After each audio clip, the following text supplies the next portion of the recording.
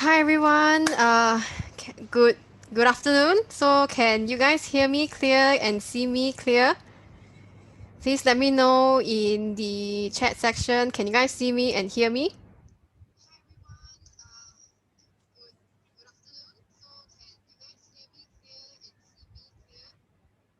Okay.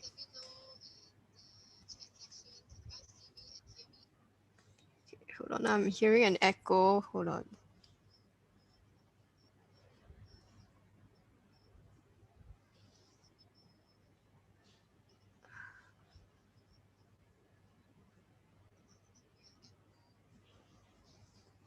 Eh.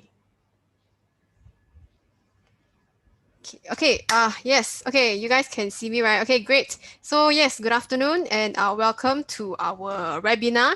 So for today, we will be sharing about some of the options. Okay, hold on. I'm hearing a echo.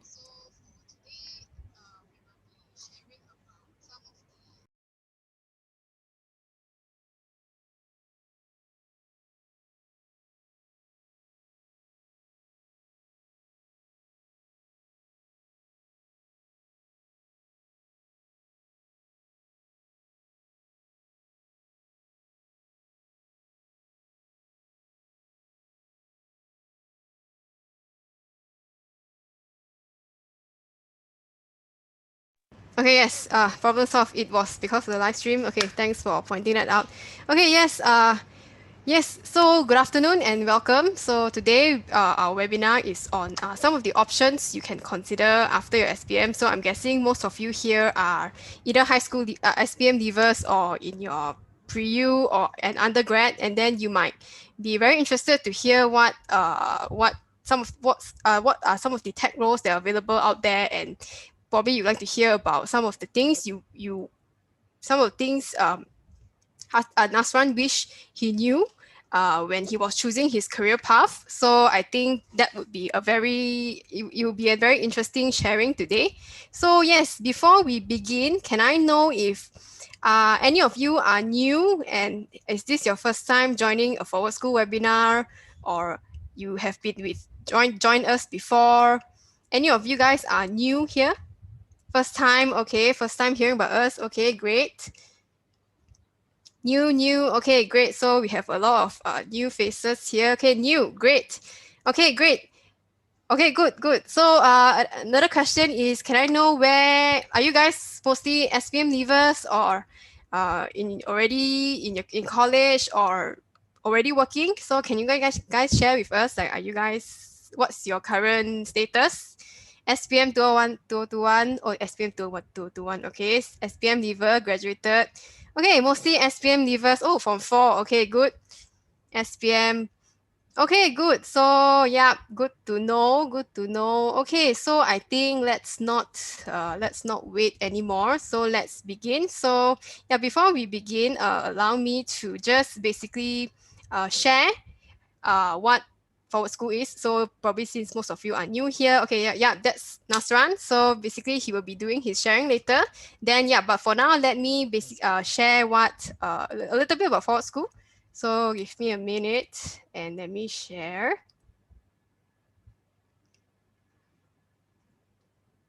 Okay, can you guys see my screen?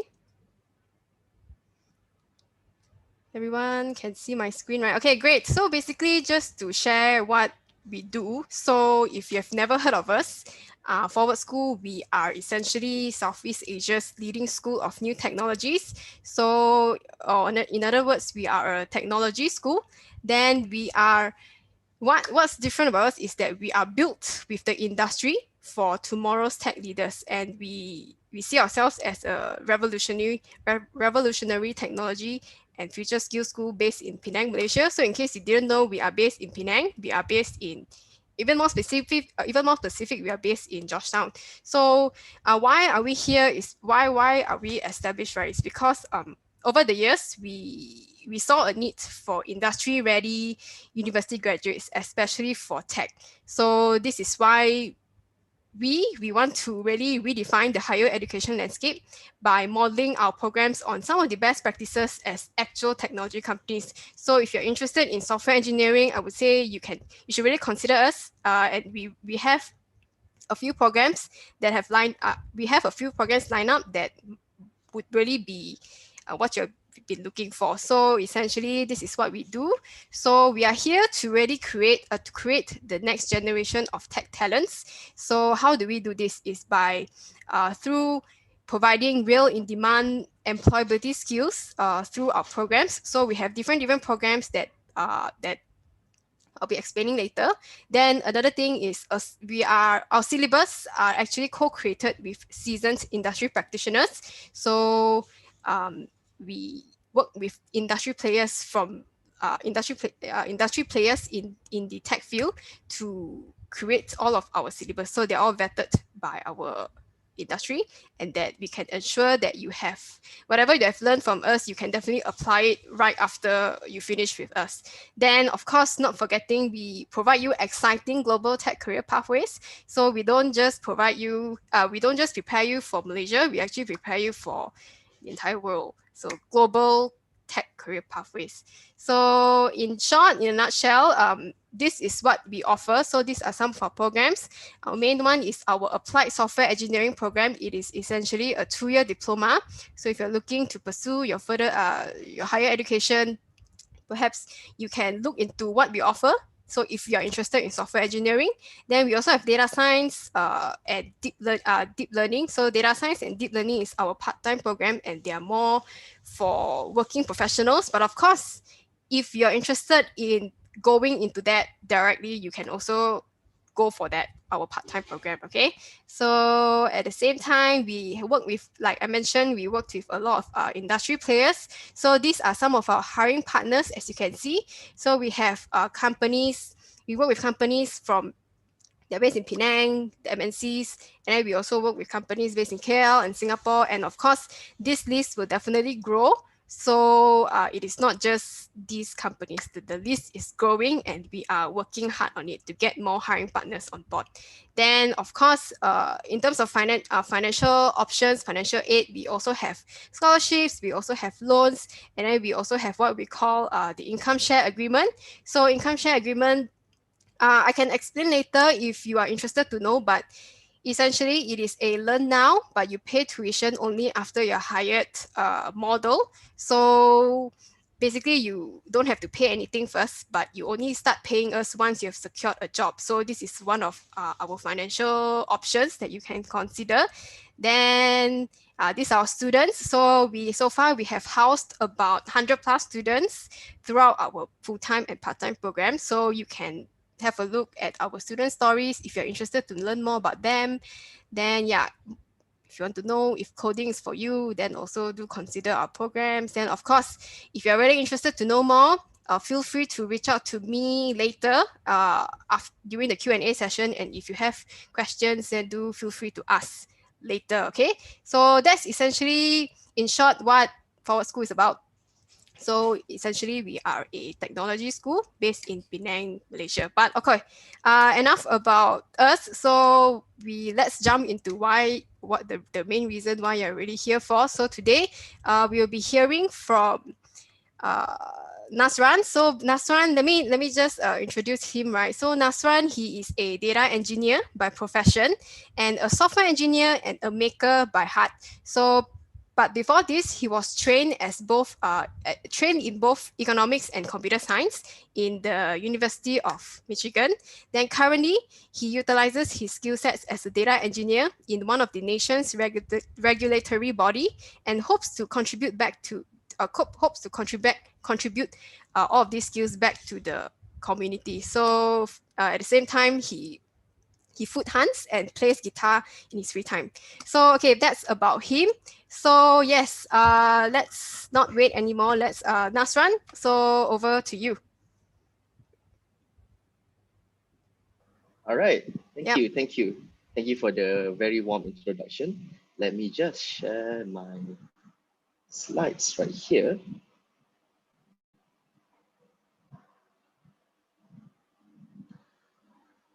Okay. All right. So hi everyone. Thank you for joining us to kind of like listen to my sharing session on options after SPM. Things I wish I knew earlier about tech.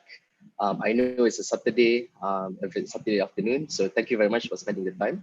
So without further ado, let's jump right into it.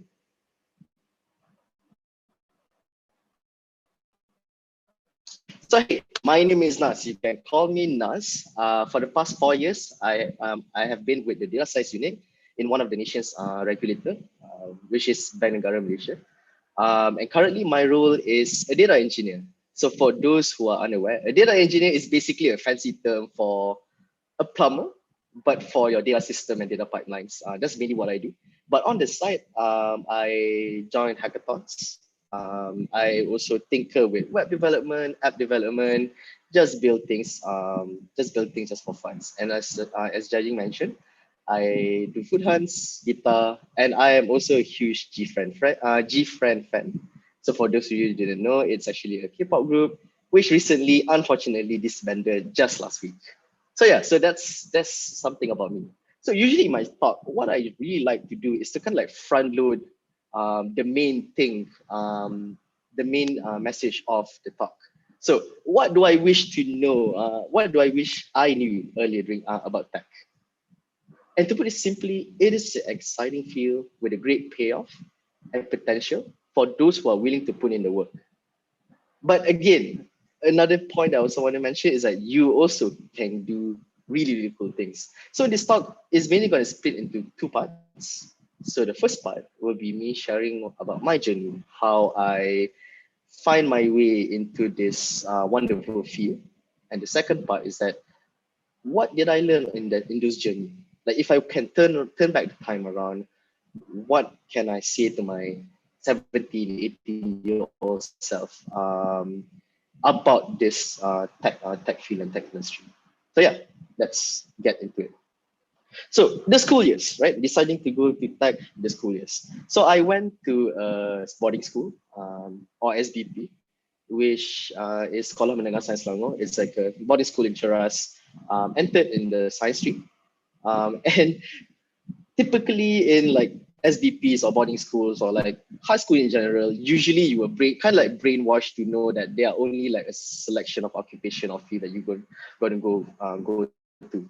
And as a science-based school, it would be a scientist, a doctor, or an engineer. And back then, I remember admets wasn't really my strong suit. I think bio was a bit stronger. So I was like, hey, doctor sounds fun, like cardiologists can earn a lot of money. I see a lot of my seniors like study medicine, went to Russia, Egypt, all over the world. I was like, oh, you know what, medic might be the one for me. But then after SPM, after I got my results, I realized the options for medicine back in my year was like 20 SPM 2011. The options were not a lot for medicine. So I applied to a bunch of like scholarship, and I ended up with two offers. So the two offers were either I will go to the UK to study chemical engineering, which is again science, or I go to the US study economics. And back then, me being an 18-year-old, all I ever wanted, to be perfectly frank with you, again, I was 18 at this point. I really, really want to go to the US. And as I read into like, economics, GDP, trade, and stuff like that, I was like, you know what? Econs might be really interesting to go into. So that was I was deciding, you know what? Let's go to the US. So I went to the US, to the University of Michigan, Ann Arbor, and you can see the banner up here. Yep. So that's my school, the university banner. So I went to University of Michigan, to study econ. And I remember in like my first 2 years, one thing that I didn't realize is that University of Michigan is actually very famous for its computer science and engineering program. In fact, a fun fact I would like to share is that the co-founder of Google, Larry Page, actually took computer engineering at University of Michigan. And that's something I didn't even know about when I applied to the university. And one one of the more famous college classes that one can take in Michigan is a very famous class called EECS 183. So EECS 183, which is basically the introduction to programming and computer science. So I'm like, you know what? Everyone's taking it. My friend's taking it. My senior took it. Sounds like a very chill and fun class. So I decided to take it. And I was hooked. I remember the first time I managed to do like hello world, do for loops, drop some ASCII arts. I was like, oh my god, this is actually really fun. And what I did next is basically, okay, I have basic programming. Let's do fun things with it. So I did. I did a lot of cute coding projects. One of which, with my rudimentary Python and programming 101, I actually did a visual novel using Python as like a Valentine's Day gift to my back then girlfriend. Yeah, it was cute. It was cringy. I was young at one point. And I also like did a bunch of other like games, visual novels on Python just to like, you know, it's fun. Programming is fun. Building stuff is definitely very, very fun. But even until this stage, right, the my attitude towards coding, towards tech is more of like, hey, it's just a hobby. You do this, you can do fun things, and that's it. Never really thought of it as like a serious career move at this stage of at this stage in time, right? But the turning point came in summer 2015, so around June to August 2015. I came back from the US to back to Malaysia. There was a competition called the Startup Weekend Kuala Lumpur, organized by Magic. So I went there, found like a bunch of team, and we decided to have this idea of an app called Nom Nom. So let me pitch Nom Nom to you. I still remember how to pitch Nom Nom to you. So Nom Nom answers a very, very strong problem in our Malaysian heart, which the problem is like, where do you want to eat? Usual Malaysian problem, nak makan mana, right? So the solution Nom Nom tried to get is basically Tinder, but for food. So we pop up food pictures one by one, swipe left and right until it learns your preference, and then suggest your restaurant based on that preference. Brilliant idea. The judge loves it. We got first prize in that competition. And after that competition, we even represent Malaysia in the ASEAN level of Startup Weekend. I still remember my team managed to pitch this idea to Senator John Kerry. Back then was the Secretary of States of the United Secretary of States for the US. All great, all is done. We are so excited. We know it's like, hey, this idea is great. We should launch this, make the app, make hopefully millions of bucks from it. But the reality sinks in. No one in our team were, I would say, a technical person. And to launch an app, like any simple app, you have this long list of things you have to know before you can launch something. And that's not including, marketing, design, so on and so on. And me, with my basic CS 101, it was just simply not enough. And not my field. Idea was scrapped. My team members, we each went our separate ways, but it was fine. In fact, it was after we went our separate ways, we ended up doing our own thing. A lot of them are still in startups, still in tech. So this turning point was not for me alone, but I digress. But it makes me think one thing. It was such a great idea, but ultimately, we have to rely on other people to build it for us. And that doesn't sit well with me. And I told myself, next time when I have the idea, a great idea in the future, I will just build and create it myself. And in order to do that, I want to take tech and computer science seriously. So I made the jump. I flew back to the US. I seek my university advisors like, hey, I really want to do computer science. But there was one problem actually. My sponsor still wants me to finish my econ degree. They don't want me to switch from econ to computer science. So I take another jump So I decided to do both. I majored in economics and tried to fit in computer science somehow. And hopefully, this will be able to launch my tech career in the future. And fortunately, it did. So ever since then, I graduated in 2017 and I was 2021, 4 years. I have done a lot of cool things. I came back to Malaysia after graduation to and serve Bank Negara. I joined the data science team, pioneering data science inside the organization. Tried to like sell, hey, we need to use data more internally in the organization. The team triple in size already now. I joined a lot of hackathons, as you can see in the the slides. Won some hackathons. So in case you guys are not familiar, hackathons are basically app building, software building competitions. I have to do in 24 hours or 48 hours. I still join startup weekends, and I also give a lot of talks, sharing my experiences to kind of like my juniors and next generation. And yeah, here I am talking to all of you in this Saturday afternoon. So that's kind of like the first part of the talk, recapping my journey thus far. And I always think, because whatever I do is very iterative. Making that jump was not easy, and I think I made some suboptimal choices along the way. But if I can kind of like get all of this, go back to my 18-year-old self, what would I tell you? And in a way, tell all of you. So there are 7 points that I want to highlight right here of things I wish I knew earlier about tech. Number 1, tech, kerja IT, covers a lot of career paths. It's not just simply coding. I remember growing up when people say kerja IT, in my head is always like that one guy, like hacker guy in front of the computer doing some hacky things or coding, building some website.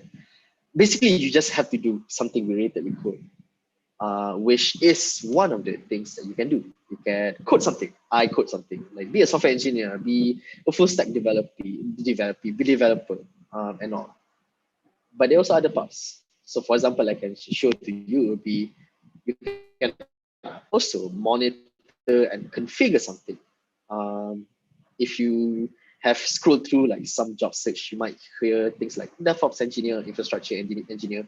Most of them are doing monitoring configuration. You can also do analyze something. So things like if you work in cybersecurity, chances are you have to analyze kind of like the attacks happening, designing defenses around it. And for a lot of like kind of like big high scale technical projects, you need someone to kind of like come and design and architect the entire thing.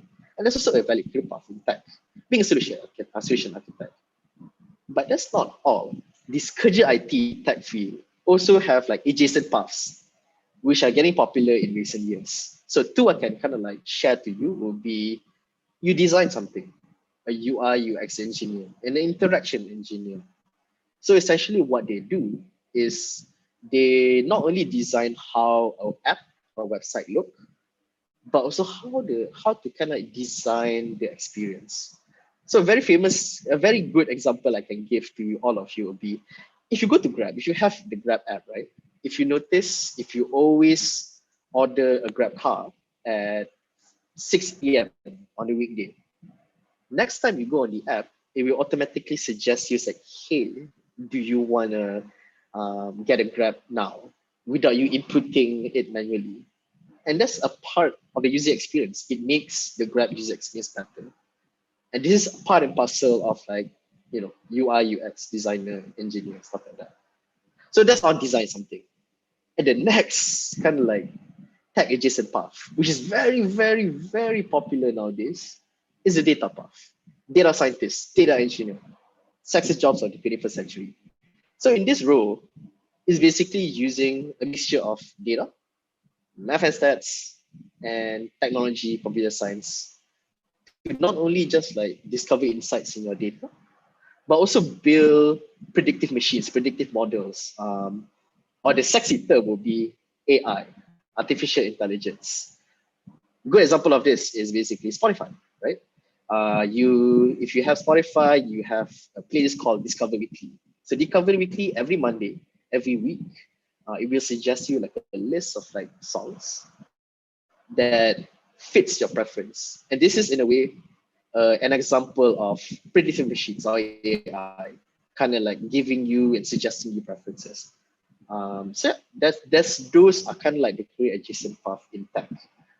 And I wish I knew this earlier because I always thought it's just like, oh, I need to code for the rest of my life. And maybe I don't want to code for the rest of my life. But there are so much more that you can explore within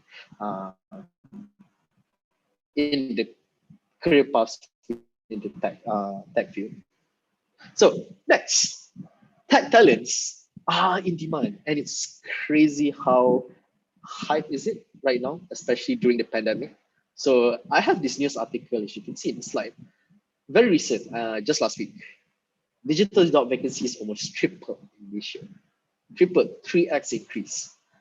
And it shows that a lot of companies in Malaysia are kind of like treating IT not just as someone to fix your printer, fix your projector, and set up your computer, but also to build things that can bring value to the business. And we see this all around. Very traditional companies, even I would say even Ben and Garden, are trying to like have this paradigm shift, which causes the vacancy to increase. And not only that, if let's say the local job market suddenly becomes saturated, the global job market awaits because with the pandemic, remote working and working from home is getting more and more normal. People from overseas are more willing to like say, hey, like I don't care where the person is, I just want it done. And there's also and that kind of like feeds to like the demand on tech talents. And they are needed everywhere. So almost all industries that we know, food, healthcare, retail, need tech talents. And a very good example like I gave is Domino's and Starbucks. So Domino's, they have their own delivery system, tracking system. I'm pretty sure you ordered Domino's before. You see that bar right there, right? Those are created through tech. That's the tech. Starbucks has their own app, which you can order your coffee, you can store value and stuff like that. Some people even want to say Starbucks is actually not really a coffee company, they are more like a tech company. And I tend to agree. So with all of these industries wanting tech talents, makes you kind of comfortable say, hey, there are career kind of like job availability for me. Number three, the resource to start into tech are readily available, and a lot of these are free. So things like Free Code Camp, Code Academy offers kind of like free resources for you to kind of like jump in and start learning programming. You don't even need to wait for going to universities or going to the diplomas to get started. Just at least to see if you like it or not. And this is kind of different from other fields, right? Like if you want to go to medic, you cannot just like, hey, I'm not sure if surgery, like being a surgeon is for me, cannot like test drive. You can't really do that, right? But here is you can actually do that. It's like, hey, like I'm not sure if I'm gonna like it or not. I'm just gonna take a free class. Definitely do it. Very possible. And not only a free resources is there, but more curated courses like university and even forward school, 93 degree will also be an option for you to go in without going through like a traditional 4-year university course. And the next thing that I wish I knew earlier as I'm coming in, right? The community is actually very, very welcoming. If you're stuck on a programming problem, if you're stuck on like a concept, you're just one forum post away from getting the answer. So things like Stack Overflow, where you can just like, hey, I could not figure out how to do a for loop with this. Answer, and people will help you. People will reply. It's the whole entire world are willing to share that knowledge with you. And when you work on like, let's say, a project, a lot of these projects are open source. And the people writing that program itself is on GitHub. You can just like ask them, say, hey, I don't think the program works, can you help me? And that sort of like accessibility and community is something that is very valuable to me, and tech has it. And even locally, our community is great. There are like 2 Facebook groups that I kind of like subscribe to, where there are a lot of other like developers, data scientists, infrastructure engineers, UI UX designers hang out. So they are like these 2, you can check it out. Programming Lamang Web, aka Joe Web, and Developer Kaki. Go join, introduce yourself, say like, hey, I'm interested in this. Where can I start? And they will help you. Leveraging on community is very important, because that's how I believe that's how you can truly learn and persevere as you are stuck in a very hard coding question or just want to find inspiration, right? Having a community is very, very important. The next part is I often kind of like get these answers like, hey, I'm interested to go into, let's see, data science or computer science. Where do I start? Should I learn Python or should I learn JavaScript? React or Vue, which one is better? And I tend to say, don't overthink it. Just start, focus on the fundamentals. So usually I would just say, forget about which programming language is better, which framework is better. Just learn a programming language, do it well, and then learn how the system works. So for example, the browser, databases, how does it do? Learning how to debug, learning how to test, and learning how to kind of like extract a solution out of the problem will also be key. So these are fundamentals. Once you have these fundamentals, the tools will be a bit easier to understand. And in this line of work, the tools that they use in university is no longer hot now. And new hot things and having good fundamentals allows you to kind of navigate this without being super overwhelmed. So yeah, that's number 5. Number 6, your soft skill will differentiate you. This is kind of like coming up from my own mistakes. I remember while I was like trying to juggle between econ and computer science, I tend to kind of like not focus on the soft skills, right? My presentation skills, my writing skills, my communication skills. And just focuses on, oh, as long as I'm good in like pushing code and like designing all of this software and apps, people will like, I'll get a job and stuff like that. But actually, no. Having these technical skill sets and having a really solid soft skill will make you a better kind of like value creator and makes you more employable generally. And this is kind of like a quote I got from Naval, one of like the thought leaders on Twitter. It kind of resonates with you. Like being in this field, you always build something. If you have a soft skill like learning how to sell, you have the both, you'll be unstoppable. So soft skill that I always like to remind myself, even that is very important, even in tech, is writing. Writing and communication is very, very important, because you are not just communicating with others with your code, but you also have to like create like documentations and like, hey, I have the bug. If you have a bug, an issue, and just say, hey, there's an issue, fix this, you basically no one can help you, right? But if you can have develop a soft skill to say, hey, I have an issue, and this is the breakdown of the issue, and write it very well and articulate, you can get the help that you wanted very, very fast. And this is a hard lesson that I learned. I personally over my years, over the course of the years. So that's number 6. And the final lesson, the final things I wish to know in tech, if I go back in time, tell my younger self, will be this: never forget to have fun. You don't have to build a $1 billion app or software if you are in this field. Sometimes you just want to build like a simple website to share your Sendu playlist to the world, and that is fine. By the way, do go to sendu.life if you want to like, layan perasaan or be with the feels. It's live. Go ahead, go Google it. Sendu.life. But anyways, yeah, do fun stuff. Make technical memes, build things that is essentially useless. But hey, let's do it for fun. Because if you don't have fun, then what's the point of all of this, right? Yes, it makes money. Yes, it makes you more kind of like valuable. If you're not having fun, I feel there's not much of a point to it. So don't forget to have fun, although you go to that. But let's say after I say all these 7 things, right? And you feel like, oh man, I'm still confused. I'm still overwhelmed. It's like I think I might be interested in this tech field, but whatever you say now is just like whoosh over me. So don't worry, I got you. All right. So here's my kind of like very opinionated tips or advice. If you are SPM leaver and you think you're interested in tech, here are 3 things you can do. And you don't need to like go to university for this. You can do it within a month or 2.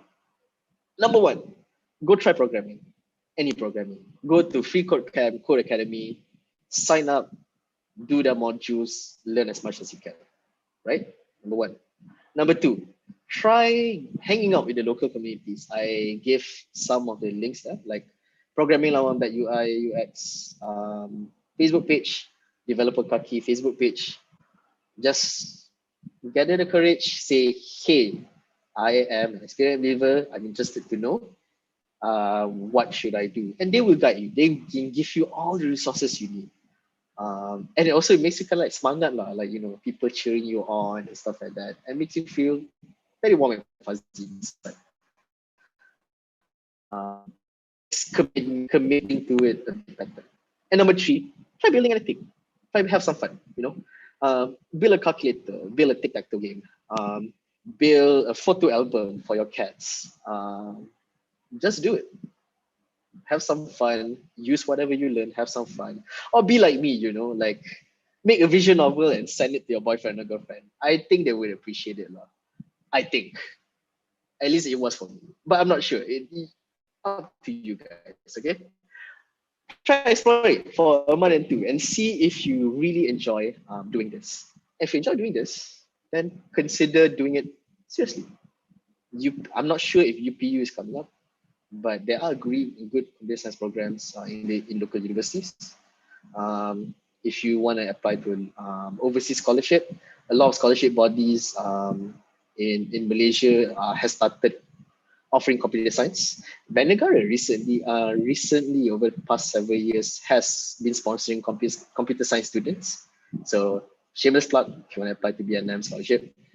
And even if you are not interested in a traditional university program, there are other programs like forward school natural degrees, 2 years diploma level, and you're equipped with whatever you need to understand to be a software engineer and to be in this tech field. So yeah, final words. As you can see in the spoiler earlier in this presentation, tech is an exciting field with great payoffs and potential for those who are willing to put in the work. But most importantly, to me at least, you can also do really, really cool things with it. And yes, that is all with my presentation. I am on Twitter. I meme a lot. I also share some good some tech news and whatever. If you want to like DM me to ask more questions, whatever, Twitter's there. Yeah, thank you very much. Any questions? Okay, thank you, Nasran. Thank you so much for your very insightful sharing. So I think someone in the chat wanted your LinkedIn, so maybe you can share that later. So Okay, yeah, sure. okay, we have a number of questions that we need Oh we yeah, need you I to saw. answer. I Okay, saw. but Okay. okay, guys, while you keep the questions coming before we go into the Q&A section, I would first like to take a very short time to share about our nitro degree since I've mentioned it Nasran has also mentioned it quite a few times. And then just allow me to first share about our Nitro degree. Then maybe Nasran, can you stop sharing? Then I will share my side. Can. Okay, so you can you can keep your questions coming. Think about it. Then while I share, then let us know your questions in the Q&A section so that I can track back later. Okay, but allow me to first share with you a little bit about what our Nitro degree we have been talking about. So let me just share that with you guys. Okay, can everyone see my screen? Everyone can see my screen, right? Okay, great. So yeah, just now, both of us did mention about our Nitro degree for quite a bit. So here, let me now explain what it really is. So essentially, our Nitro degree in Applied Software Engineering is for Forward School's, I would say, flagship program. So it is actually a 2-year full-time diploma that equips you with the needed competence to become a full-fledged world-class software engineer. So if you've tried some coding projects before, you would have known platforms like GitHub. So we are actually a member of the GitHub education program, campus program. So there's that. Then we are also certified by Malaysia Digital Hub, also a member. And then these are of MyWit. Then we also have partner universities for which is PSB and Coventry University. So if you want to pursue your degree, so this is in a nutshell what Nitro degree in applied software engineering is. It is a 2-year full-time diploma. Then, okay, probably most of you guys are actually here right now. So you have completed your SPM / SDPM, IGCSE, UEC. Then you are interested in tech, or you are probably considering options. So most of you are probably here right now. So if you are considering us, here's our pathway for you. So here is our pathway for you on whether if you enrolled to our Nitro degree in applied software engineering. So basically, upon enrolling, then you will go through our course. Then after that, you can either enter the workforce directly as a junior software engineer in a renowned tech company, or if you want to continue further your studies in the bachelor's degree, you can also do that via our accreditation prior experiential learning route. So with other universities, so we don't just limit you to Forward School. You can also continue with other universities if you are looking to continue your degree. But if you feel that you're the kind that is quite hands-on, you want to start earning money soon, you want to start working soon, you can also enter the workforce already with the skills that we will be equipping you. So now you might be wondering, okay, what do we actually teach you? So here is basically a summary of our modules. So you can take your time to have a look and then to internalize. You can also take a screenshot. But basically, we will touch on a lot of different areas of software engineering. So from full stack web, from like back end to front end, and then we will also cover some modules on computer science. Then once that is done, you will go into data science. So data science, such as modules on machine learning, neural networks, and deep learning. So you'll be covering that. Then, of course, we don't stop just there. We will also get you guys to venture into mobile. So we also have we'll be touching on mobile some modules on mobile app. So by using Kotlin as the main programming language, then of course some of you who are slightly more entrepreneurial, you want to be a technopreneur, we will also cover modules on entrepreneurship. So I would say this is quite exciting on how, like, after you've graduated, you want to become an entrepreneur, a technopreneur, then how can you get started with that? So we don't just cover you the hard skills, we also cover you the soft skills. Then of course, back end, you also have your front end from HTML and CSS. Typically, you would start with this. So you will start with learning HTML and CSS, then go on into JavaScript, then proceed into like building web apps and stuff. Then with all of these, you will also learn about like how can you do software product development. So this is So because over here, we are always ensuring that you are learning, that you're very hands-on with what you learn. So we do this via our industry internships and projects. So you actually be working on real projects. How you learn coding is actually through projects all the way instead of just sitting in a lecture. Then of course, we will cover concepts like, oh, first 90 days at work. How do you plan? How do you structure job search, interview practices? So we do like mock interviews quite regularly for students just to make sure that they are always on par with the industry and that upon graduation they are ready to be hired. Okay, so careers in engineering. Then this is the fun part, which is we also organize activities, industry engagement such as the designathons and hackathons. Then you also have your final year project and internships. Then you also have industry attachments. So what's really different, I would say, is that our industry attachment will start from semester 2 onwards. So typically colleges and universities, they usually only start the industry attachment, I think, towards the end of the program. But for us, we want to expose you to the real world as early as possible. So we start it at semester 2. So very intense, but also very, very exciting. So it is a very exciting 2 years for sure. So this is what we'll be cover. You can take a screenshot. Then, yeah, any questions you can ask later. Okay, so you may be wondering, okay, do we actually have students? So here are actually some of our success stories and scholarship recipients. So just now, some of you did ask, okay, do we have a scholarship program? Yes, we do. And these are actually our existing recipients. And one thing that's interesting is you can see that they are still studying with us, like in their year 1 of studies, but they are actually already hired as software engineers in these respective companies. And they are like, you can see, okay, Vitrox, if some of you are based in Penang, or you would know Vitrox, they are quite well known in the computer vision industry. So they're also a public listed company. And then our student here, Zixian, Pohok, and Nicholas, they are already hired. So even though they are still in their year 1 of studies. So very cool. And then if you want to be like them, you can, later I'll be sharing with you on how you can also apply for the scholarship. So these are our success stories. We definitely have more. So yes, and then work placement as well. We also, for us, we are an employment focused program. So whatever we do, we want to prepare you for the workforce. So this is why, like earlier I mentioned, we work with a lot of hiring partners, and these are some of them. So of course the list will grow. These are just some of them, and they are currently based in like Penang, KL, Singapore, and we are growing. So it is not fixed. It is not just these companies. It is definitely more and more. Okay. So these are our hiring partners.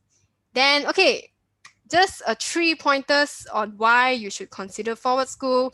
So if you are ready, if you feel that your mind is set and you want to become a software engineer, why you should choose us is because we will prepare you to become a full-fledged software engineer in just 2 years, and really not the usual 4 or 5. If you're the kind that you want to really be as hands-on as possible, get the skills, and then start working. So if this is your jam, then yes, consider really take our program seriously and consider us. So we are confident to say this, that you can become a full-fledged software engineer in 2 years.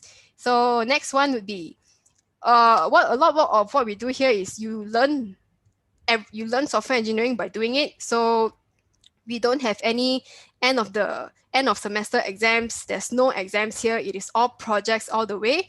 Then you are evaluated based on the projects. So we feel that software engineering is a craft that you learn by doing. So we feel that we think you learn the best on the job by doing it, and with mentoring from both the industry and academia. So this is what we really do here. And if you're the kind that you feel that you want to code more than sit in lectures, then I would say Forward School is for you. Then of course, last one is learn from the best. So most of the time you will spend half of your time in industrial attachments in the region's best companies, and the other half, of course, you will spend with our brilliant instructors at Forward School. So our instructors, What's different is they are actual software engineers, they are actual data scientists, they are actually practicing their craft even until today. So they will be, they are like real world kind of practitioners. So you'll be learning directly from them. Yeah, so meaning, yeah, learn from the best and from the industry. So meaning whatever skills you learn, it is actually, you will definitely be on par with what the industry wants. So that you can apply it directly after you graduate. So, and then we model all of our we model our program based on some of the best practices in global tech companies. So yeah, we are definitely quite confident to say that you can definitely apply what you have learned after graduation directly and after 2 years. Okay, so of course we don't just study, we don't just work, we also have a lot of activities. Of course, this can't be done right now, but just to show you guys, these are some photos of our students. There are more, just that some of them they are back in their hometown, so not we couldn't take like a full group photo the other day. But yeah, basically we do a lot of different kind of activities to also hone your soft skills. So we do a lot of different, like what we call this developer open mic. So we get our students to constantly share what they've learned to their peers, and we encourage peer-to-peer learning a lot here. So these are some of our activities that we have done last year. So a bit unfortunate we can't do now, but of course once things are hopefully back to normal, then hopefully improves, then we can continue with these kind of activities again. Okay, so yes, we don't just work, but we also play hard at for school. So okay, just to wrap up, if you're curious on our scholarships and financial aid programs, we have 3 different programs. So first is our student sponsorship program, which I think some of you mentioned just now. And then if if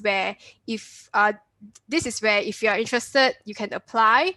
Then once you've gotten the scholarship, the sponsorship, then you considered be hired by the company already. So just now the photos, the students' success stories you saw, right? They are basically the recipients of our student sponsorship program. So even though they are in year 1, they are already hired by the company uh, as a junior software engineer. But upon graduation, they will be bonded with the company for 2 years. So, but bond aside, you can see that you can put it this way, like you have already secured a job even before you graduate. So isn't that very cool? And usually and minimum salary will be the minimum starting salary will be 3,000 as a graduate of all school. So that's for SSP. Then of course, we also have other financial aid programs such as our student loan and our income share agreement. So this is where, okay, let's say if you couldn't get this, then you want to consider our other options, you can do. So we have this student loan program. It is, you can see it as like our country's PTPTN loan, just that this is done with our own with a foundation we work with, and they're called ECM Libra. So you can always look them up. So meaning, yeah, you get a loan, then you pay back after you've graduated. Then this one also, there's another option where you study first, you pay later. We cover your tuition fees at first until you are employed. So all you have to do is, yeah, you make the down payment of 3,000 and then receive ISA for the remainder of your tuition. So, but basically the concept is you study first, then you pay later. Okay, pay only after you have gotten a job. Okay, so yeah, this is our scholarships and financial aid programs. So if you're really interested to apply, what I'll do next is, okay, for this one, just a very short one. We will have this aptitude test that is designed by Forward School, and if you want to be considered for our scholarship program, you need to score at least 17 out of 20 for the test. So it's essentially a how to say this, logical thinking test. So we have a lot of IQ questions in that 20 questions, but basically it is to test and assess your aptitude for programming and whether you have the logical thinking aptitude or not. So if you really want the scholarship, you need to score at least 17 out of 20. How do you get it is after this event, this webinar, our team will actually message you through WhatsApp we will send you the link, and then you can take the test. And then once you've gotten the test, once you've gotten your results, then we will follow up with you on what to do next, what you should do next. Okay, so we will send you the link via email or via WhatsApp. So do pay attention to that. So that's if you're interested to apply for a scholarship. Okay, so basically that's all I have to share for our Nitro degree. If you're really interested to know more, feel free to leave your questions in the Q&A, and then we will answer it accordingly. Okay, so yeah, our next intake is in June. So we are going to start on the 21st of June. So if you're really interested, do act fast because seats are also limited, especially for the scholarship. Okay, so yes, that's what I have to share about our Nitro degree in applied software engineering. So let's go into our Q&A. So we have really a number of questions that a lot of questions, and they're all very long. Oh, I think Nasran, you filled up some already, is it? Okay. Yeah, I answered like the shorter one that I can answer. Cause like a Okay. lot of like the longer ones, yeah, a bit of nuances lah, hard to type lah. Okay. Okay. So the ones he answered, okay, that's great. He already answered 5. Okay, let's go to the first question. So, okay.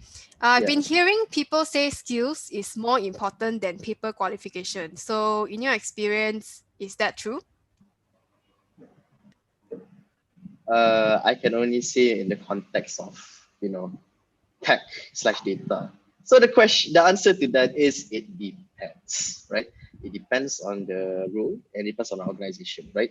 So I gave you an example, right? Where paper qualification might be more important if you say, I want to be a research data scientist in a company that does computer vision for visually impaired people, right? So having a PhD in, let's say, computer vision might be really, really helpful because you're doing research, you're doing very in-depth work with, right? But if you want to talk about software engineering, right? Software engineering, where you build apps, build website, I would say your skill match and your attitude is more important than just like paper qualification. Because and this adds to the fact that tools and everything changes a lot, right? If I'm looking for a React developer, a React developer might kind of double take. It's like, okay, can you actually learn React, or like I rather just get someone who already have 3 years experience in React. That's an example I can kind of like give. So it depends, like it depends what you want to go to. And I think Jaying also mentioned software engineering is a craft, right? What you can do, your skills matters a bit more, especially in this field, rather than just like, hey, I graduated with software engineering 4.0. Yeah, sure. But if you cannot code, test, bug, then it doesn't matter. So yeah, that I hope that answers the question. Yeah. Okay, so that's for you to the anonymous attendee. So I hope he answered your question. That's your answer. So okay, another one. Okay, in your opinion, do you think in the tech field for the long term, especially after the hit of COVID-19, what is the first criteria to get hired? So that's the first part. Then okay, if you're the hiring manager or team lead, will you were to hire someone in the technical field, either fresh grad or experienced candidate, showing you portfolios like showing GitHub or showing the certificate makes more employable to the company, and why? Oh, this is a very tough one. Hypotheticals. If I were to hire a manager, the principles would be very simple. Are you fit for the role that I'm hiring? Honestly, that's kind of the most important thing, right? If I'm looking for a software engineer to do X, X, X, X, X, minimally, that's the first criteria to kind of like first cut. Can you do this? Yes, no. Everything after that would be the signals that you have to kind of like push through, right? It doesn't matter if you have like 1,000 GitHub stars, but you are working in embedded system where I want like a web developer. It doesn't matter. It does show that you are driven, but for the role that I'm hiring, it's just not a good fit. I won't hire you. So if you want to focus on like, okay, how do I make sure myself, hireable. Minimally, make sure you are equipped with the skill set and the capabilities for the role that you're trying to apply. First cut. Then you think about, okay, I need to tweak my resume. I need to like put more GitHub portfolios and whatnot. Those are like periphery signals to support your first point. Can I do the job? If you cannot do the job, hard lah. So that's kind of like where in my opinion that I would look for. So yeah, I hope that answers the question. Okay, so Like, show, don't just say, also show, right? Show what you can do. So yeah, that's for you, another anonymous attendee. Okay, so okay, I'm a post SPM student thinking of pursuing tech. So considering our nitro degree because they have the sponsorship program, should I go for it or should I go for the normal path of doing the academic path for academic 4-year degree path?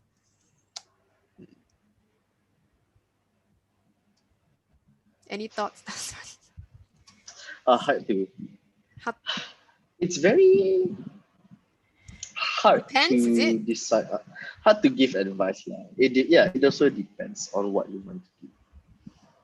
Personally, it also depends on the university that you want to go to, right? If you are stuck between, let's say, like a university not really famous for the computer science program in the middle of nowhere with no connection and forward school, go to forward school. If you have like a split between like then you like, let's say, a very well connected like in Silicon Valley or Stanford and whatnot, then maybe consider going Stanford, right? So it depends on me. There's no right or wrong way. I have to exercise judgment, but all I can say here is what you prioritize. I feel. Do you prioritize the uni experience, or do you just want to like, I mean, by hook by crook, I want to design and focus on my tech career? A lot of factors. It's not like life is not just like career. A lot of things. If you want like the normal uni life, want to go have friends, party, have your cinta monyet in university, go to university. It's fine. Like honestly, it's totally up to you. So yeah, exercise judgment. That's what I can see. Yeah, I would say it really depends on you yourself, like what kind of learner are you, what do you prioritize? Yeah, like Nasran say, what do you prioritize? So there's no right or wrong for this. So it depends on you, I guess. Okay, so let me see. I think this is almost the same. Okay. Hi, I'm a Yeah. diploma mechanical engineering final year student. I have a question. So is it better? I think this is also the same. Also, okay, is it better to pursue a degree in software engineering or go get experience from a short course of software engineering? So I've heard that computer science students said that doing the certificate is much better, but because most big companies require at least a degree, so to enter exercise software engineering. So what would be your suggestion? So as he or she already has a diploma, so should he or she continue a degree or just be hands-on in a short course? So several factors to it lah. One would be what sort of companies that you want to work for. More progressive companies like smaller startup scale up. Generally, they don't care if you have a diploma degree. They just care if your job fit. But I do acknowledge that more traditional companies, they do care. Like if you want to go for this position, minimally a degree. So ask yourself that, like, are you okay with just like focusing on like this smaller but more progressive companies? If you just like do a diploma plus certification, right? If you're not, do your degree. But when you do the degree, in order to kind of like maximize your hiring employability, do take some courses to kind of like fill up the gap. Because not all degree programs in software engineering computer science are treated equally.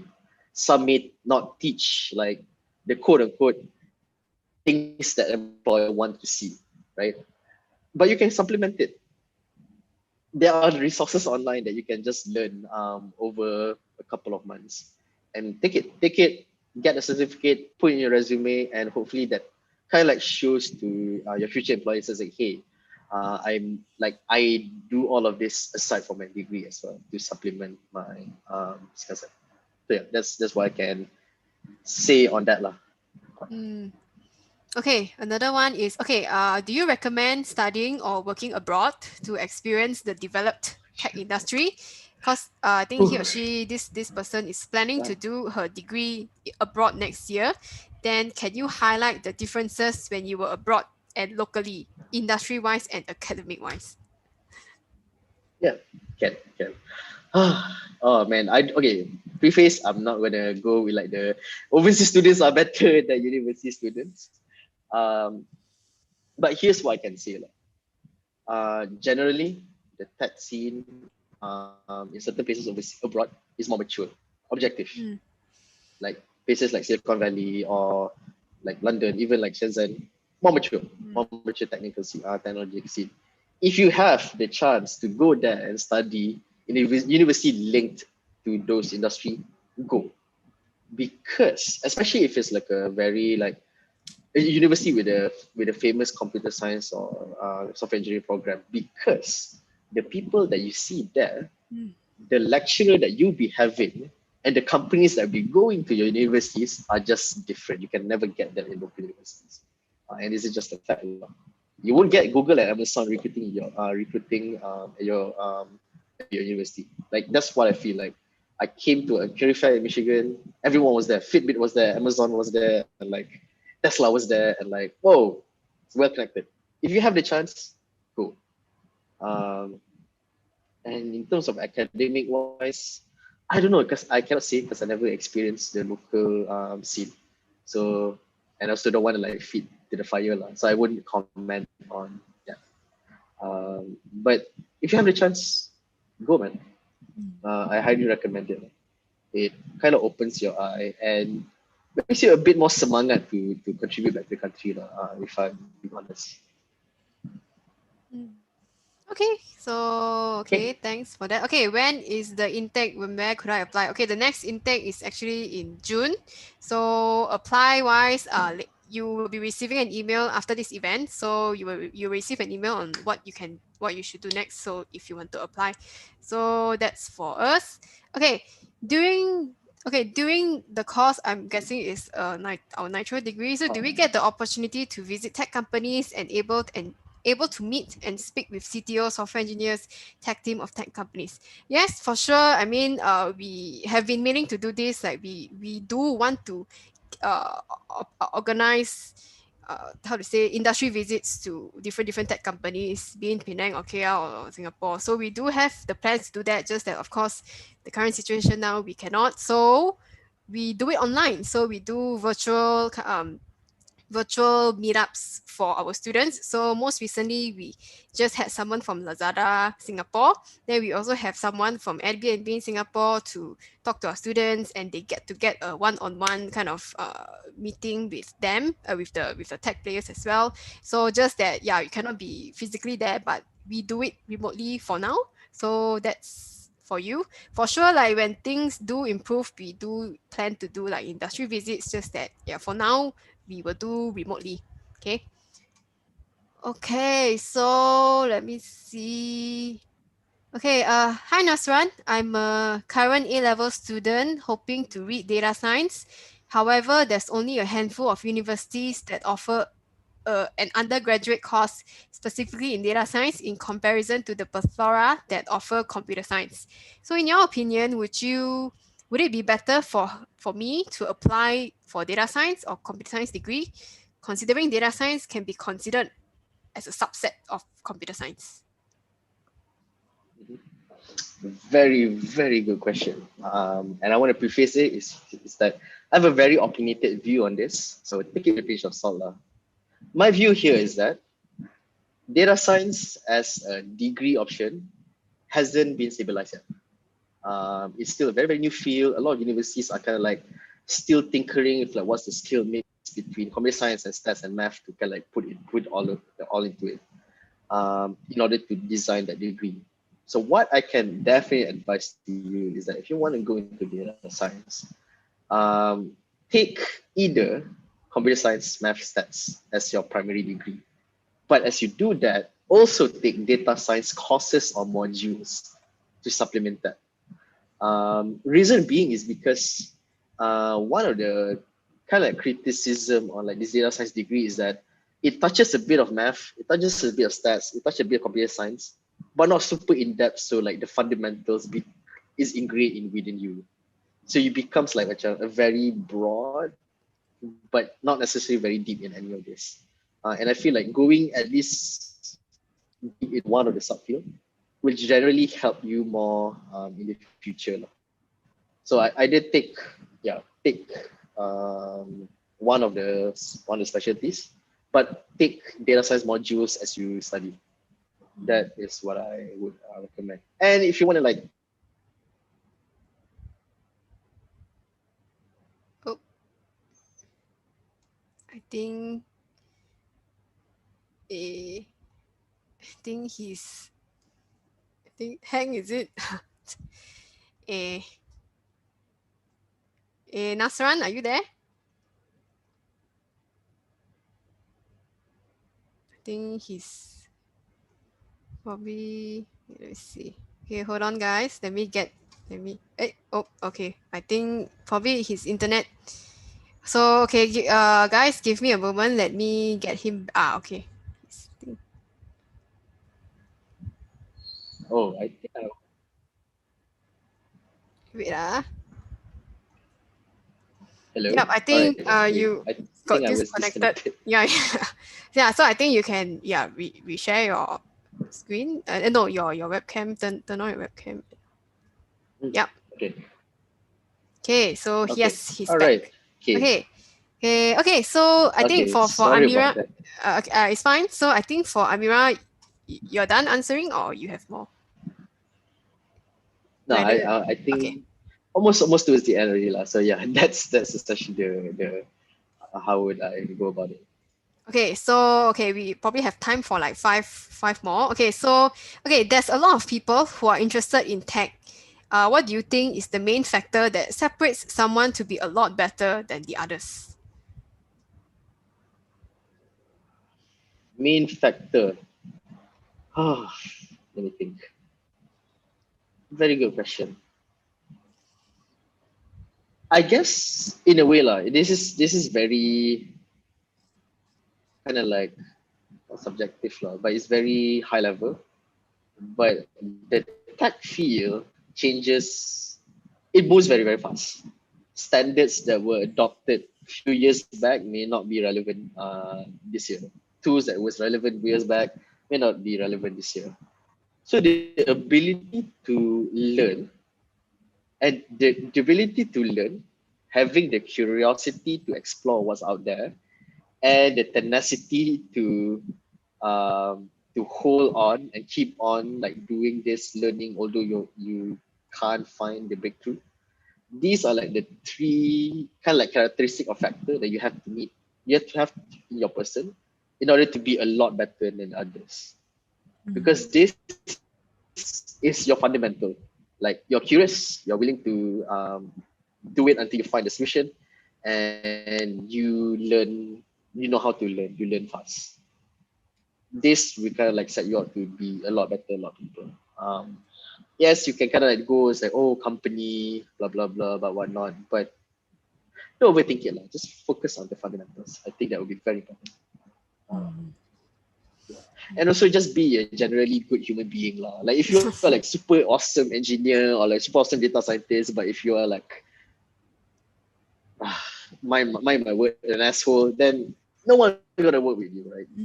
So be a decent human being. Okay.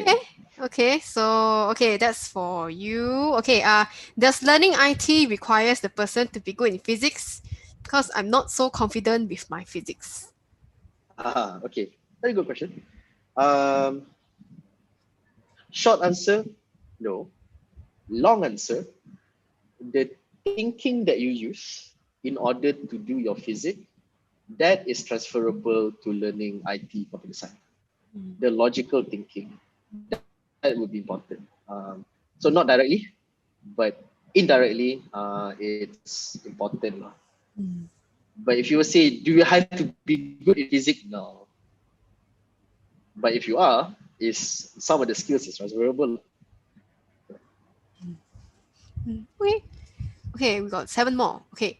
The amount of graduates in tech are increasing over the coming years, but among graduates, there aren't many quality graduates with employable skills, even if they achieve high grades throughout their studies. So, what are your thoughts about this? Hmm. I would say it's a mismatch problem, right? Employers are expecting a certain skill. Graduates are trained on a different skill. Sometimes it doesn't match. So if you want to be employable, start looking at job descriptions. Even when you start studying, start reading job description. Go join a community. Ask people who's in the industry, what do you actually do? And then move backwards from there. Yes, you can have high grades, but if you have high grades in things that people just don't even use, right? Or they cover your syllabus doesn't cover things that is important on the job, then it ultimately means nothing. So if you want that employable skill match, do check out the job descriptions lah. And I can go on and say, oh, why universities are not doing this and stuff like that. But there's something out of your control. What you can control is Hmm. what you're gonna do about it. Hmm. And one of the ways is to essentially upskill yourself and be better. Very, very good tip. Very, very interesting. I wish I knew this when I was studying also, so that I could. Yeah, I really, really feel that it's a very good Ah, tip. there should be a point just now. No, I do feel that it's a very good way to keep yourself on par with the industry. It is by looking at job descriptions so that if you feel that there are anything that's lacking from in your university years, in your university, then you can learn that on the side. So yeah, very, very good tip, Nasran. So yeah, very, very good tip. So yep, okay. Okay, when you say there's no exam but project evaluation, could you elaborate further on that? So how students can recognize he or she is great, moderate, or weak in this field? Okay, yeah, I think this is for me. So basically, yes, our natural degree, we don't have any exams. So it's really all project based all the way. So how we evaluate is we evaluate, let's say we evaluate how efficient you code your code is, something like this. Then that's how we evaluate whether you are great or not. So this is basically how we do the evaluation in for school is slightly different.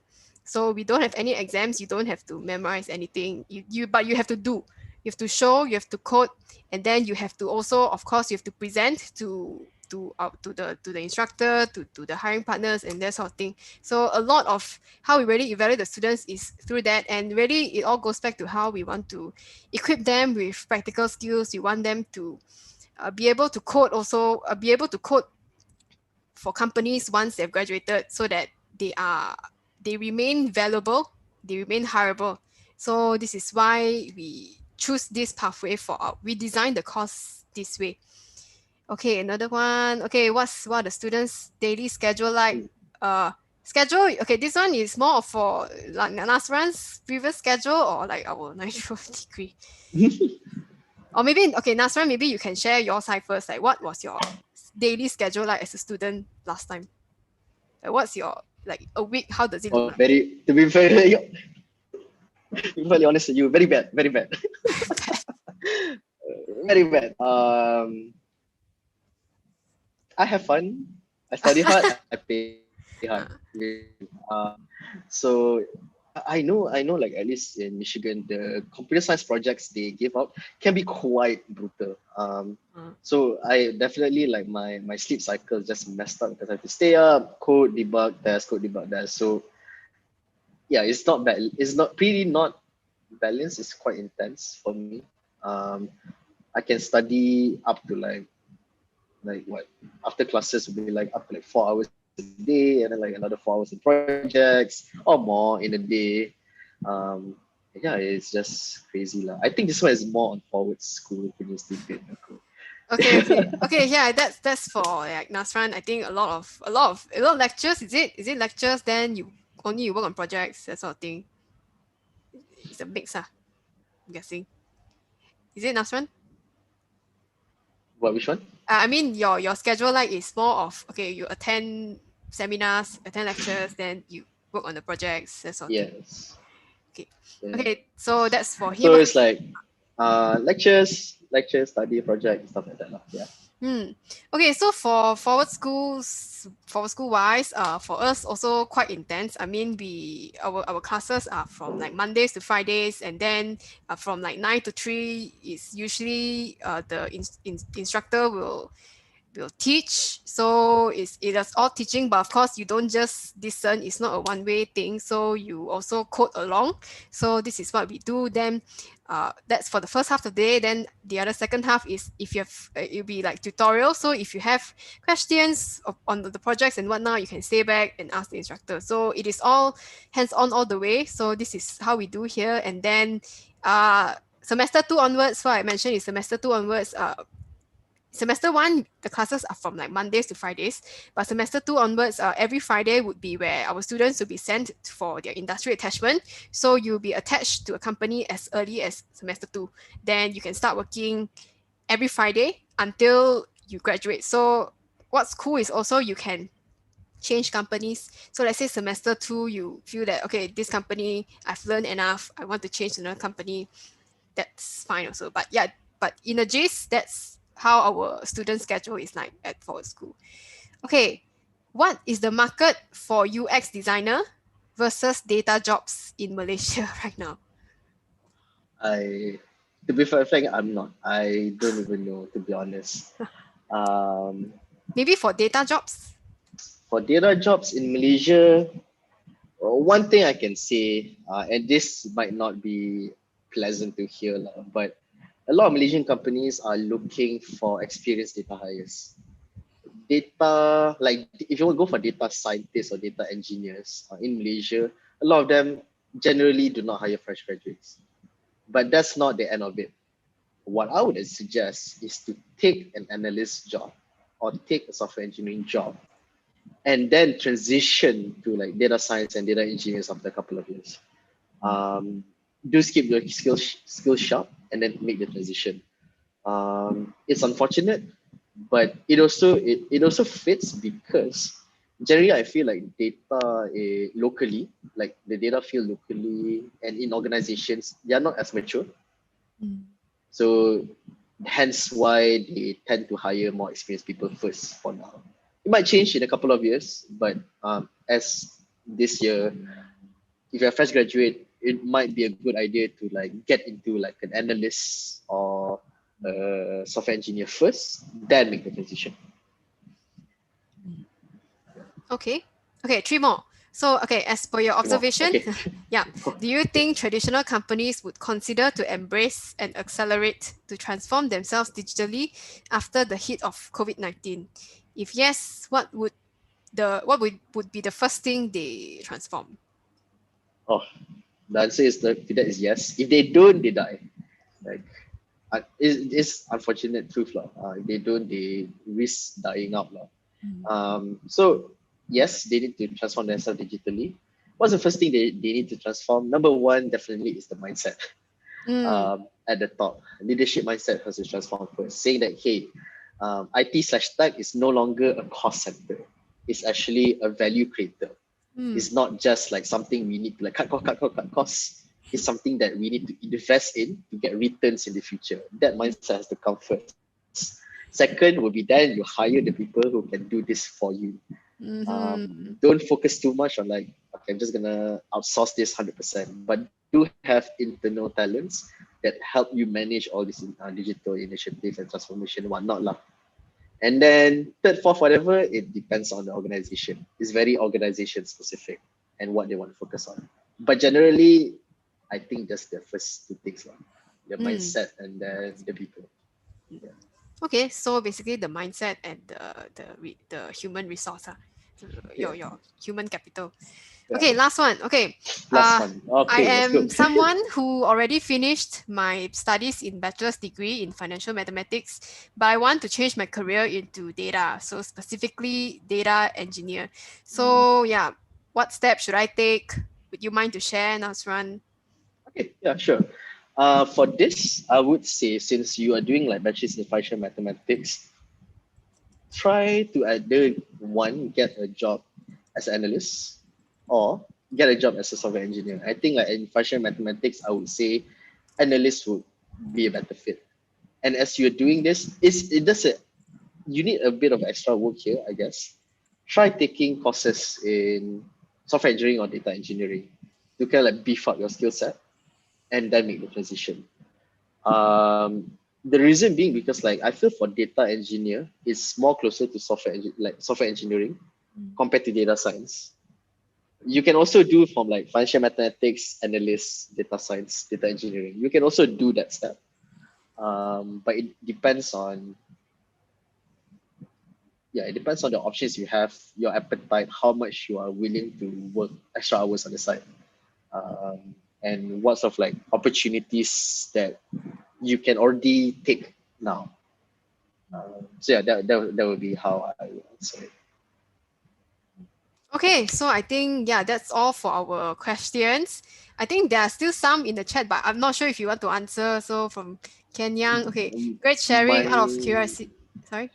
yeah, my Q&A messed up after I left the Zoom just now, so I Oh, have okay. no. It's Yeah. fine. But yeah, in the chat, previously there was someone who asked, okay, out of curiosity, any comment on the recent vaccination registration website? Oh man, I think, no comments. No comments from me lah. I think a lot of people already commented yeah. online. I think just read their comments lah. I did not comment too much lah, publicly. But yeah, if all of you, if you still have questions that were not answered, you can either reach me out on LinkedIn or my Twitter, and I'll get back to you on it. Yeah, okay, I think that's all the time we have. So okay, anything, please feel free to connect with Nasran on his LinkedIn or Twitter. I think email wise, I'm not sure if you want to share, Nasran, but Just I'm more responsive on Twitter and LinkedIn, so yeah, so just do that. connect with him and then you can ask him anything on there lah. So yeah, his LinkedIn is already shared in the chat section. So yeah, for Hajar, okay, we will be sending you the slides. Yes. So Nasran, okay to share the slides, right? So we will sharing you the slides, yes, but we won't be sharing the recording. So just the slides, okay? So thanks Nasran for the amazing sharing. Yes. Yeah, I think everyone, that's all the time we have for today. We have also answered all the questions. So yeah, but like Nasran said, if you still have questions, please feel free to reach out to Nasran on his LinkedIn, or if you have questions for Forward School, just message us on Facebook, and we will answer accordingly. Okay, so thank you so much, guys. Thank you for being here, and for to the 40 of you who are still staying. So great to see you guys here and on a Saturday. So yes, thank you so much, everyone. Again, if you have on the scholarship, if you're interested, we'll be sending you an email on what you can do next. So do keep a lookout on that. So yeah, thank you, everyone. Thank you for being here. And yes, any last words, Nasran? Any advice? Yep. Okay. All I have is like, if you're interested, go build cool things. All right. Yep. So okay, bye guys. Thank you so much Bye. for being here. So I think okay. Thank you, Nasran. Thank you so much for the Okay. sharing. So Bye. we will Thank you. send you guys the slides. Okay, thank you. Bye bye. Bye.